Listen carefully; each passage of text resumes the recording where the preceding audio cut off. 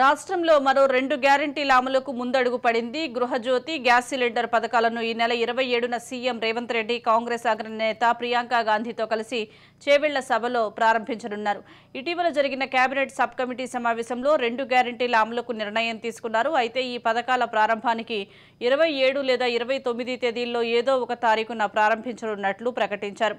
శుక్రవారం మేడారంను సందర్శించిన సీఎం రేవంత్ రెడ్డి 27న ప్రియాంక గాంధీతో కలిసి పథకాలను ప్రారంభించనున్నట్లు స్పష్టం చేశారు.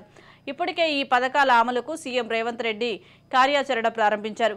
మార్చి మొదటి వారం నుంచి విద్యుత్ బిల్లులు జారీ చేసేటప్పుడు అర్హులైన వారందరికీ గృహజ్యోతి పథకం కింద 0 బిల్లులు జారీ చేయాలని ఆదేశాలు జారీ చేశారు.